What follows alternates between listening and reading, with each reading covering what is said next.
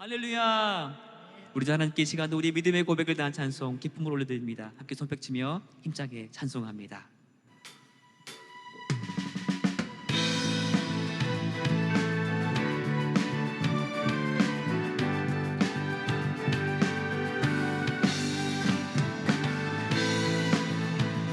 우리 주님께 기쁨으로 노래합니다. 주의 친절한 화려한 빛에, 주의 친절한 화려한 빛에 우리 마음이 평안하리니 항상 기쁘고 복이 되겠네. 영원하신 화려한 빛에 주의 친절한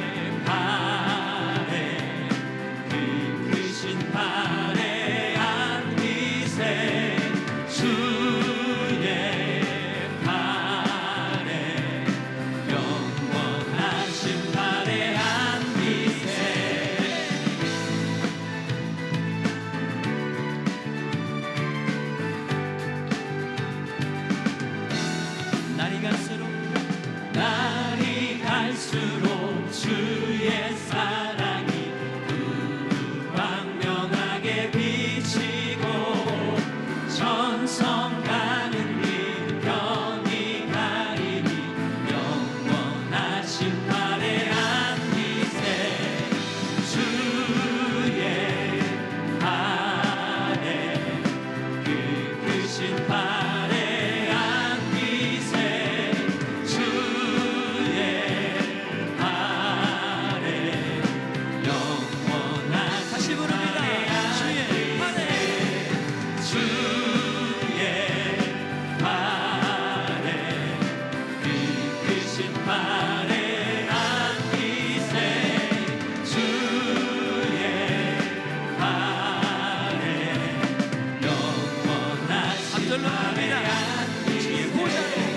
주의 보좌로 나아갈 때에 기뻐 찬미 소리 외치고 적과 두려움 없어지 영원하신 화려한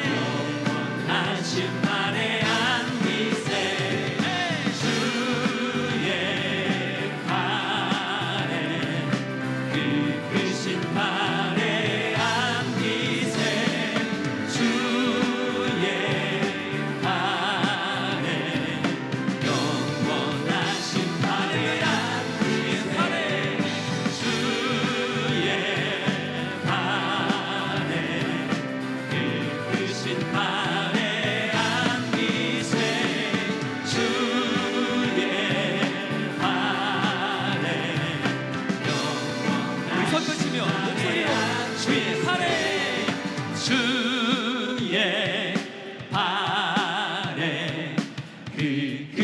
화려한 빛에 주의 발에 영원하신 화려한 빛에 주의 발에 그 크신 화려한 빛에 주의 발에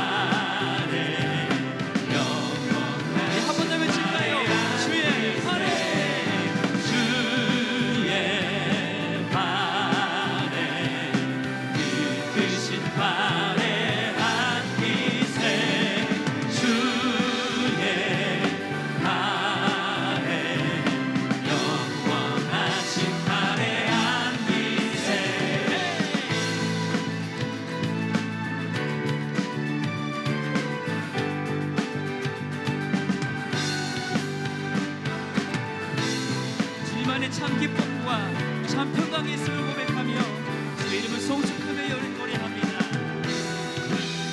할렐루야.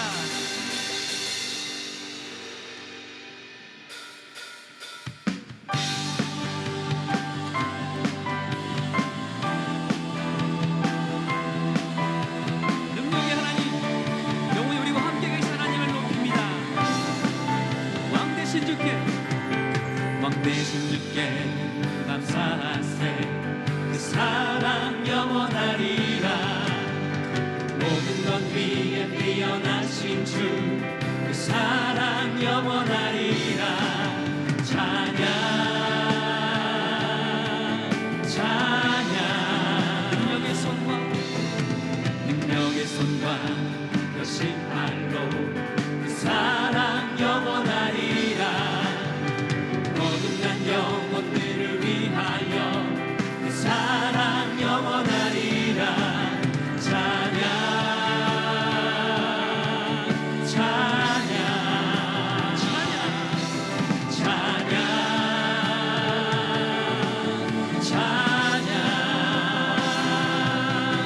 영원히 신실하신 능력의 하나님 영원히 함께하리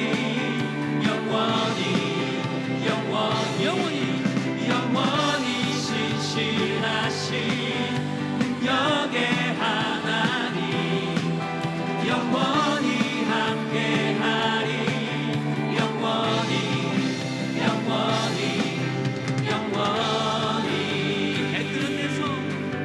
애뜻에서 지는 데까지 그 사랑 영원하리라 주대로 우리 걸어가리 그 사랑 영원하리라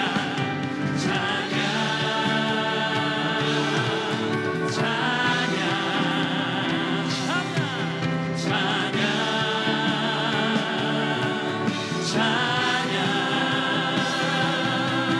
영원히 신실하신 능력의 하나님 영원히 함께하리 영원히 신실하신 능력의 하나님 영원히 함께하리 다시 부릅니다 영원히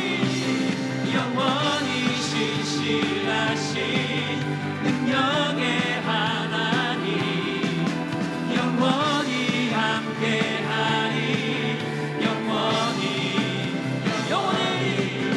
영원히 신실하신 능력의 하나님 영원히 함께하리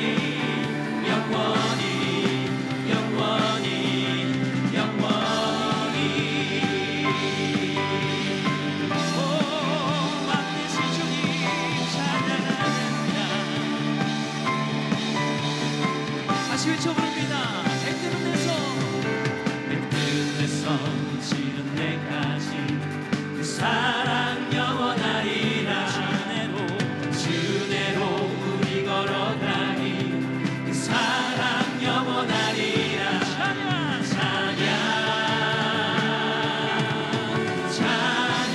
주님을 찬양합니다 찬양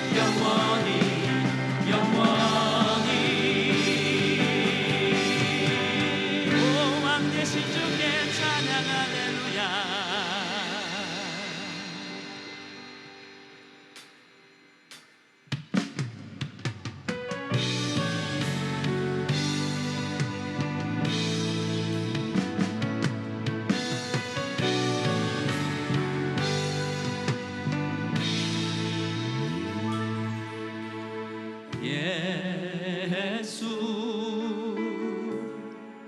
하나님의 공의 주독생자 그의 나라 임하시네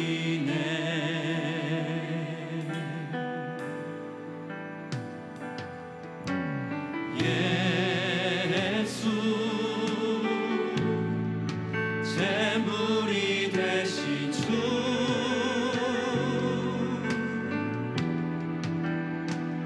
영광 중에 그의 나라 임하시네 다시 부릅니다. 예수 하나님의 사랑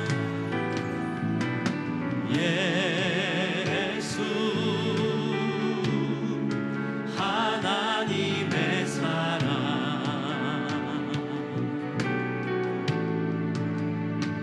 주는 해와 말씀으로 나타났네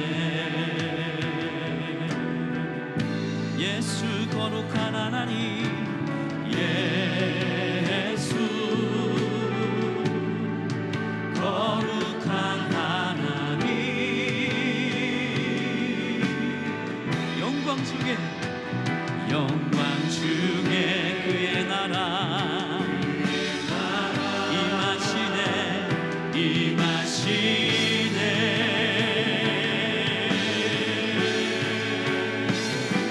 주의 나라 영원하며 주의 영광 무궁하리 왕의 위엄과 능력이 이제 임하였으니 주의 주권과 주의 통치와 주의 나라 힘과 권세 임하네 우리 외칩니다. 예수 예수 하나님의 하나님의 공의 주의 나라 영원하며 그의 영광 무궁하리 왕의 위엄과 능력이 이제 임하였으니 주의 주권과 주의 통치와 주의 나라 힘과 권세 임하네 예수 하나님 우리 한 번 더 외쳐 부릅니다. 주의 나라 영원하며 주의 나라 영원하며 그의 영광 무궁하리 왕의 위엄과 능력이 이제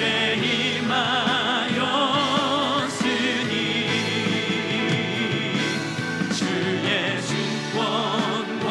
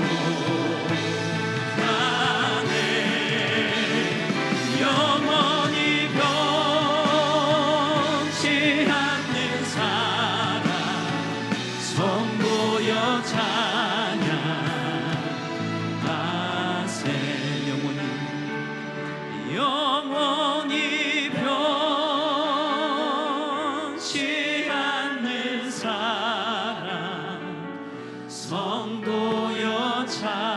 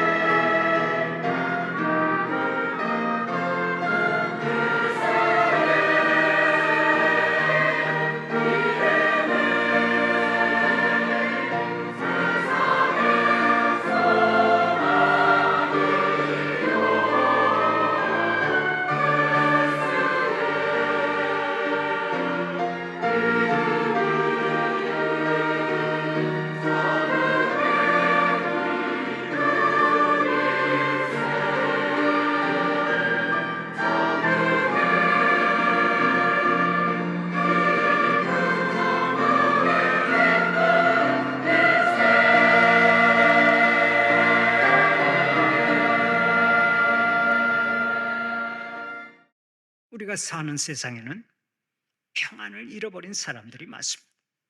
그래서 다른 사람들은 다 평안히 잠을 자는데 홀로 밤을 지새는 사람들이 많고, 오늘 또 놀란 토끼처럼 불안하게 살아가는 사람들이 많습니다. 그렇다면 오늘 여기 계신 여러분은 어떻습니까? 항상 평안하십니까? 밤에도 평안하게 잘 주무십니까?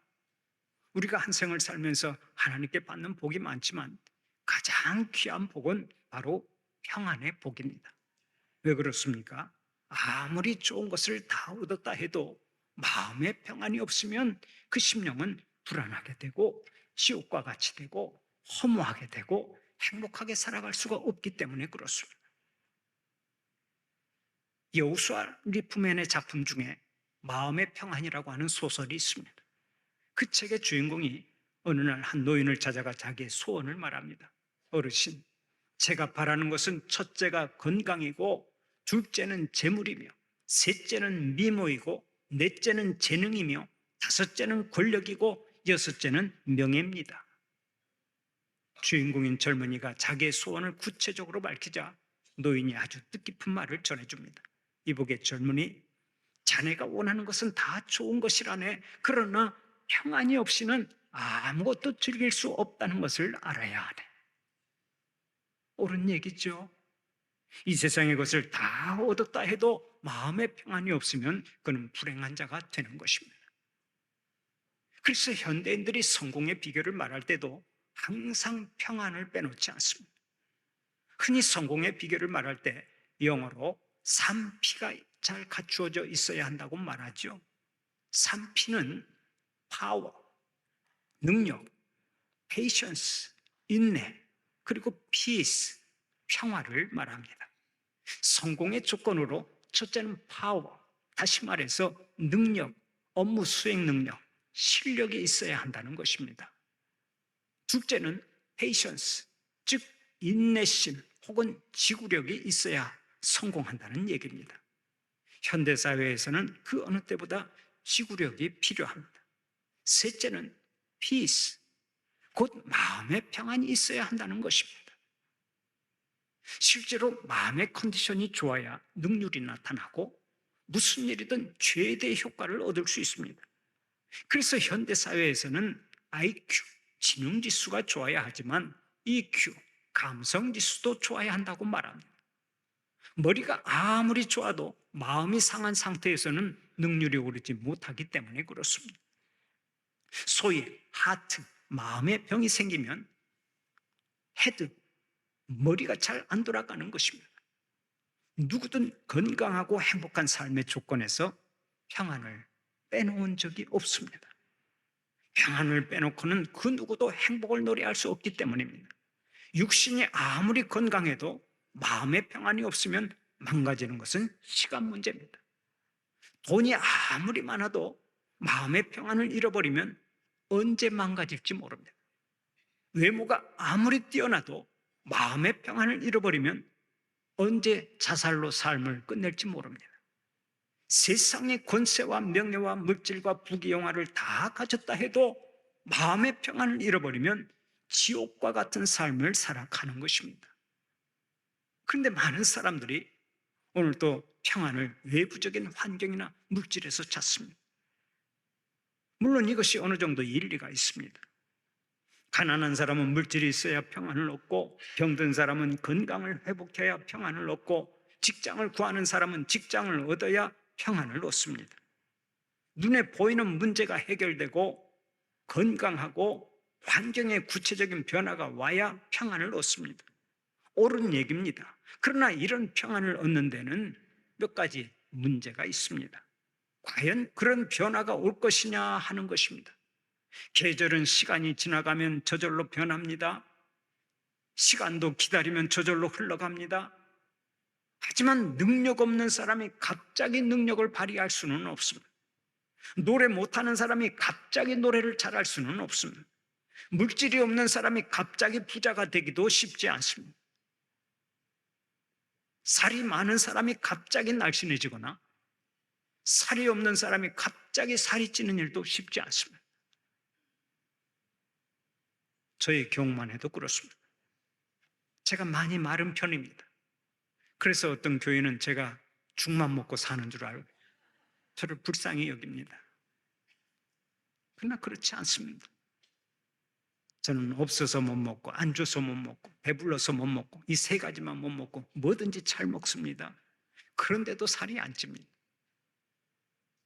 교인들이 하도 불쌍하게 봐서 제가 살 좀 쪄보려고 엄청나게 노력을 하는데 살은 저와 인연이 없습니다. 어떤 사람은 제가 정직하지 못해서 그렇다고 말을 합니다. 먹으면 먹는 대로 살이 쪄야지. 먹은 것을 어디로 다 빼돌리고 그렇게 부정직하게 사느냐 하는 것입니다. 그러거나 말거나 저에게는 살찌는 것이 저의 능력 밖에 있습니다. 제가 일부 예배 시간에 살이 안 찐다고 얘기했더니 어떤 권사님이 나가면서 자기 옆구리에 살을 저한테 이렇게 떼어서 주고 가시더라고요. 그래도 저는 안 돼요. 살이 안 쪄요. 안 되는 것은 이렇게 안 되는 것입니다. 채우고 싶어도 채우지 못하는 것들이 얼마나 많은지 모릅니다. 그러므로 외적인 것을 내 안에 채우는 데서 평안을 얻으려고 한다면 우리는 영원히 평안을 얻을 수가 없습니다. 우리의 능력으로 해결이 안 될 때는 우리가 바라는 평안이 그야말로 그림의 떡에 불과한 것입니다. 그리고 이러한 평안은 얻는다 할지라도 일시적일 수밖에 없습니다. 수면제로 얻는 평안이 얼마나 가겠습니까? 몇 시간 가지 못합니다. 내일 밤이면 또다시 괴롭습니다. 얻는 평안, 술로 얻는 평안도 마찬가지입니다. 술 기운이 사라지면 그 형편이 더 악해지죠.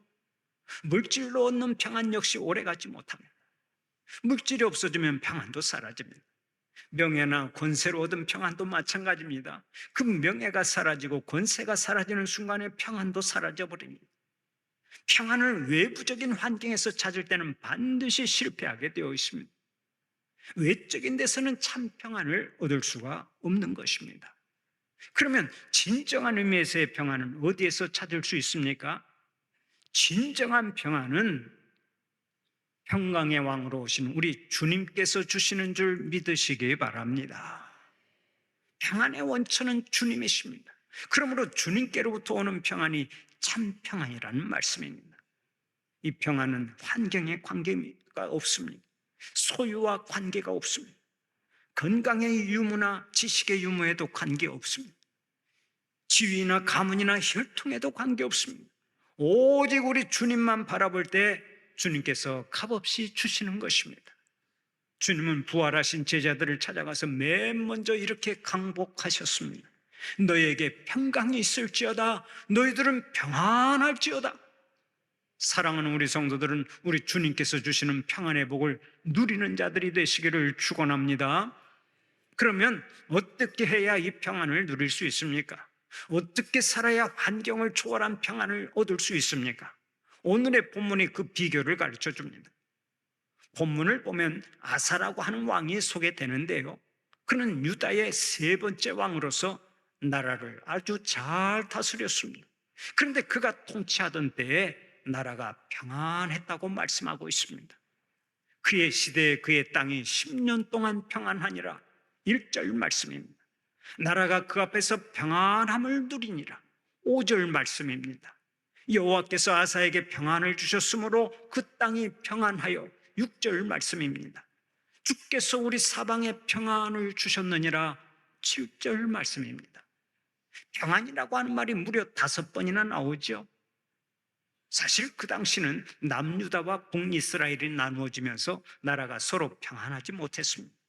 전쟁을 해야 하고 주위에 있는 강대국들의 침략으로 인해 형편이 아주 어려웠습니다. 좋지 않은 환경 때문에 평안할 수가 없었습니다. 그러나 아사가 왕이 되고 난 다음에는 남유다가 평안을 얻었다고 말씀하고 있습니다. 얼마나 놀라운 일입니까? 환경이 좋지 않아도 누리는 평안, 세상이 요란해도 누리는 평안, 이것이 진짜 복인데 이 복을 여러분들이 누리시기를 바랍니다. 그러면 이 복을 누리는 비결이 무엇입니까? 첫째로 인생의 주인 되신 하나님을 찾으면 됩니다. 인생의 주인 되신 하나님을 찾아야 진정 평안을 누릴 수가 있다는 말씀입니다.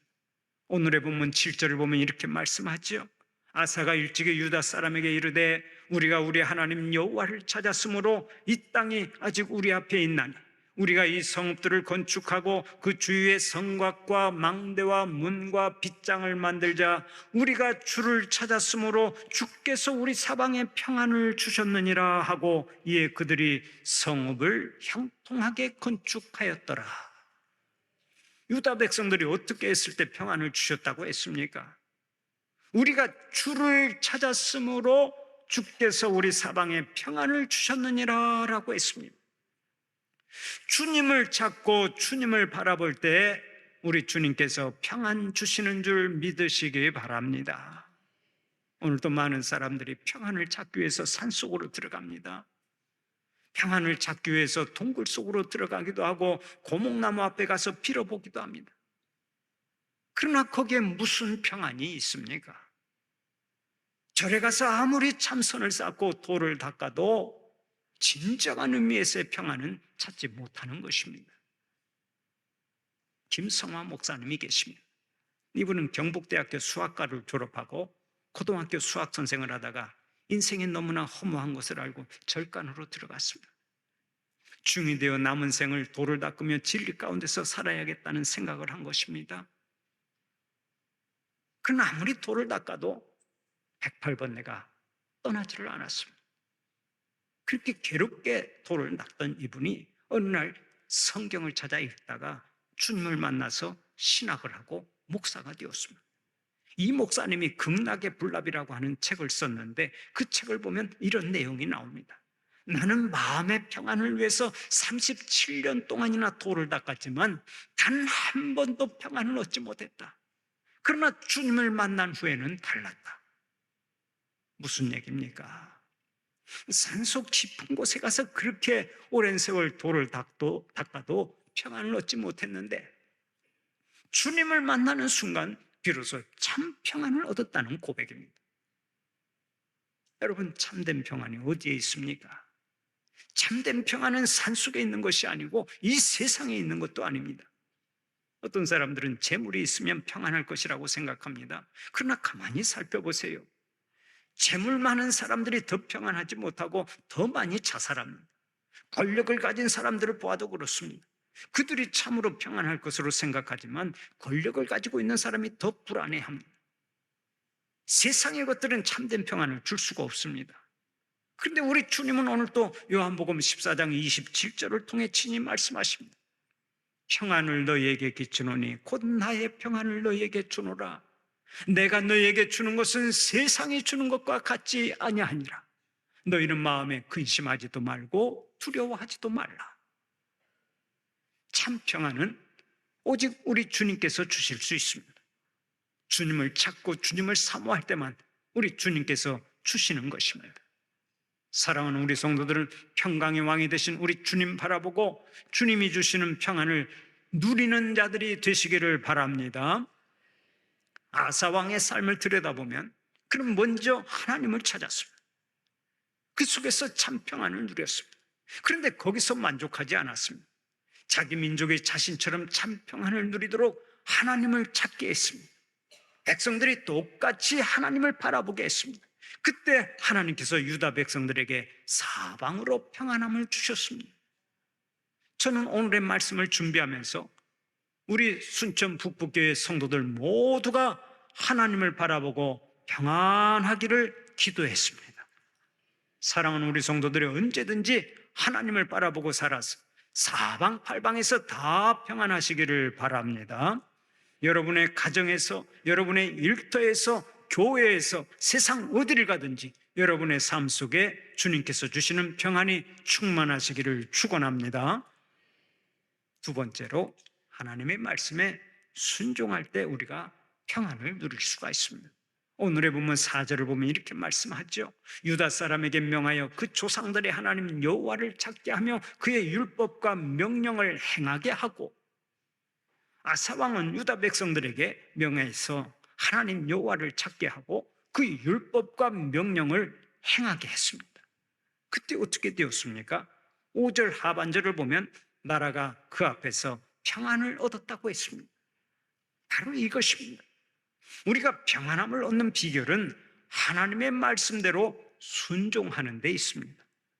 사랑하는 우리 성도들에게 말씀에 순종하는 복이 있기를 바랍니다. 하나님의 말씀에 순종할 때 우리 하나님께서 주시는 평안이 있는 거예요. 말씀에 불순종해 보세요. 즉각 우리에게서 평안이 떠나갑니다. 본문에 나오는 아사 왕이 평생 하나님께서 주시는 복을 누렸습니다. 그러나 말년에 하나님의 말씀에 잠시 순종하지 못한 때가 있었습니다. 하나님의 말씀에 순종하기보다는 이방 나라 군대를 의지하려 하고 불순종했던 것입니다. 그 결과 어떻게 된 줄 아십니까? 노년에 병이 들어서 큰 고통을 당하다가 죽었습니다.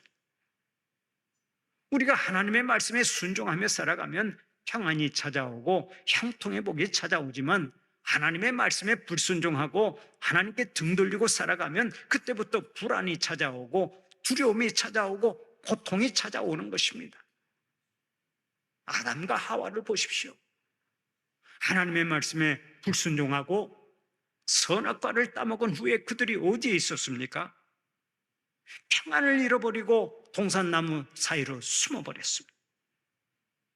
불안하고 두려워서 떳떳이 돌아다닐 수가 없었던 것입니다. 이것이 말씀에 불순종하는 사람의 형편인데, 이는 개인도 마찬가지고 가정도 마찬가지고 나라도 마찬가지입니다.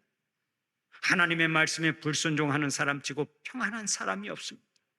하나님의 말씀에 불순종하는 나라 치고 평안한 나라가 없습니다. 그러므로 평생 평안하기를 원한다면 하나님의 말씀에 순종하고 살아야 합니다. 아무리 세상이 화려하고 좋아도 하나님의 계명을 어기고 세상으로 치달으면 안 됩니다. 거기에는 절대로 평안이 없습니다. 우리 성도들 가운데 주일날 예배드리지 않고 딴 데 가서 즐기는 분들이 종종 있습니다. 산에도 가고 바다도 가고 운동하러 가기도 하고 잔치집에 가기 위해서 주일을 지키지 못합니다. 그러나 그분들이 한결같이 하는 얘기가 있습니다. 목사님, 주일 성수하지 않고 딴 데 가서 있으면 어쩐지 마음이 평안하질 못해요. 우리 전라도 말로 껄쩍지근합니다. 솔직한 고백이죠. 하나님의 말씀에 불순종하며 사는데 어떻게 꺼림칙하지 않고 평안할 수 있겠습니까? 하나님께서 용서하라 하고 말씀하셨는데 용서하지 않으면 평안하지 못합니다. 하나님께서 서로 화목하라 하고 말씀하셨는데 싸우고 원수 맺으면 평안하지 못합니다. 하나님께서 도둑질하지 말라, 간음하지 말라, 순결하게 살아라 하고 말씀하셨는데 우리가 더럽고 추하게 살면 내 마음 가운데 평안이 없는 거예요. 오직 인생을 지으신 하나님의 말씀대로 살아갈 때만 평안하게 살아갈 수 있는 것입니다. 일체 다른 비결이 없습니다. 환경에 관계없이 하나님의 말씀에 순종하며 살 때 하나님께서도 환경에 관계없이 그 사람을 사랑하시고 복을 주시는 거예요. 오늘의 본문 3절을 보면 아사왕은 이렇게 말합니다. 이방 제단과 산당을 없애고 주상을 깨뜨리며 아세라상을 찍고. 아사왕은 이방 제단과 산당을 없애버리고 주상을 회파하며 아세라상을 찍어버렸습니다. 유다의 모든 성읍에서 우상을 타파해버렸습니다. 하나님의 말씀대로 하나님의 관계를 바르게 가진 것입니다. 그랬더니 그 나라가 하나님 앞에서 평안을 얻었다고 했습니다. 바로 이것입니다. 하나님의 명령을 따라 우리 앞에 있는 우상을 타파할 때 하나님은 우리에게 평안을 주십니다. 그런 의미에서 우리 앞에 놓여 있는 우상을 우리는 다 타파해야 합니다.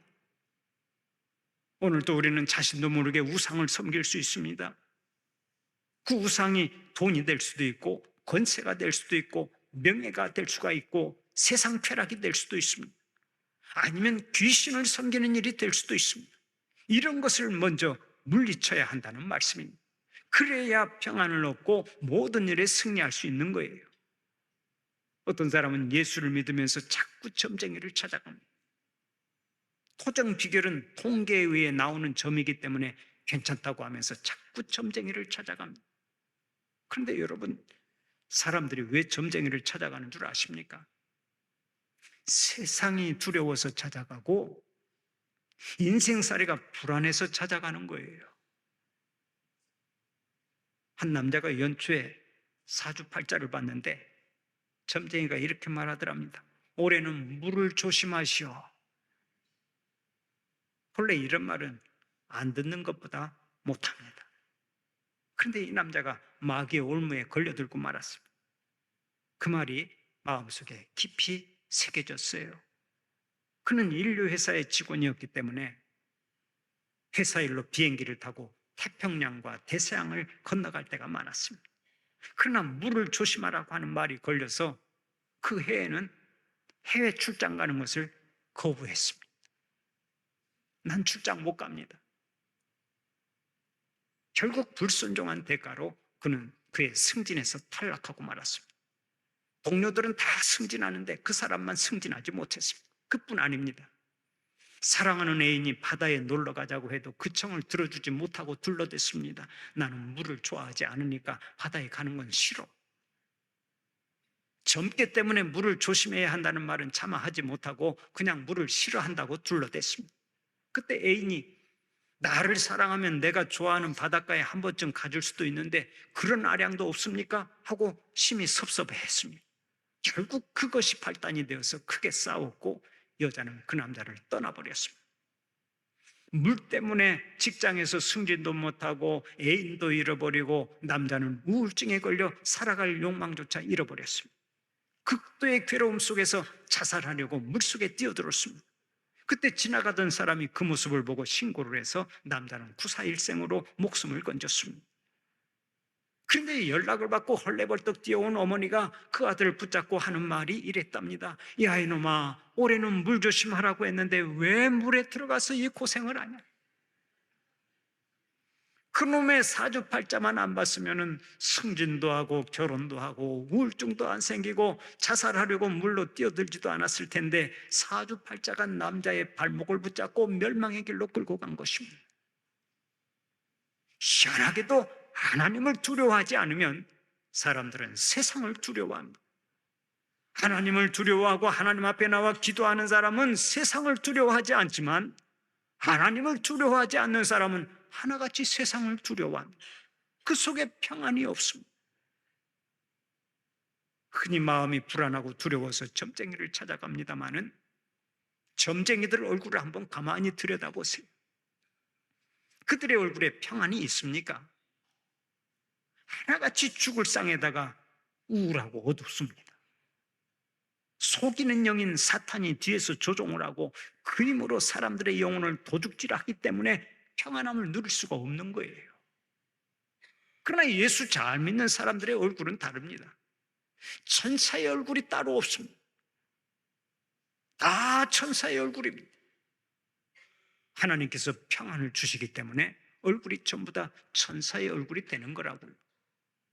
사랑하는 우리 성도들은 오직 하나님의 말씀에 순종하며 살아서 언제나 평안이 넘쳐나시기를 축원합니다. 세 번째로 항상 기도하는 자로 살아야 평강을 누릴 수가 있습니다. 오늘의 본문 11절을 보면 이렇게 말씀하죠. 아사가 그의 하나님 여호와께 부르짖어 이르되 여호와여, 힘이 강한 자와 약한 자 사이에는 주밖에 도와줄 리가 없사오니 우리 하나님 여호와여, 우리를 도우소서. 아사 왕은 나라가 어려울 때 하나님께 간절히 구했습니다.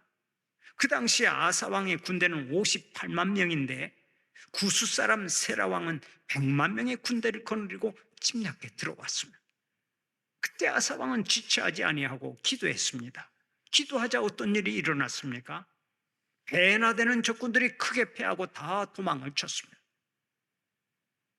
세상을 살아가는 동안 우리는 뜻하지 않은 어려움을 만날 때가 있습니다. 뜻하지 않은 대적을 만날 때가 있습니다. 뜻하지 않은 큰 풍랑을 만날 때가 있습니다. 시련을 만나고 시험을 만날 때가 있다고요. 도저히 내 힘으로 일어설 수 없는 그런 어려움을 겪을 때도 있습니다. 그러나 우리 하나님 앞에 기도하면 우리 주님께서 내 손을 붙잡아 주시는 줄 믿으시기 바랍니다. 주님께서 내게 평안을 주시는 줄 믿으시기 바랍니다. 아사 왕이 큰 어려움 속에서도 평안을 얻을 수 있었던 것은 우리 하나님께 부르짖어 기도했기 때문입니다. 사랑하는 우리 성도들은 어려움이 찾아올 때마다 하나님께 부르짖어 기도하는 자들이 되시기를 바랍니다. 기도는 우리의 가장 강력한 무기가 되는 거예요. 기도하면 우리 하나님 앞에서 승리할 수 있다고요. 기도하면 평안함을 얻을 수 있습니다. 날마다 하나님을 찾고 말씀에 순종하고 늘 기도하는 자로 살아서 인생의 폭풍우 속에서도 평안을 누리고 모든 일에 승리하는 주님의 자녀들이 되시기를 간절히 축원합니다. 이 프로그램은 여러분의 미디어 선교 후원으로 제작되었습니다. 선교는 사명, 후원은 동역. 당신도 복음을 전할 수 있습니다. 선교 후원 02-6333-1003번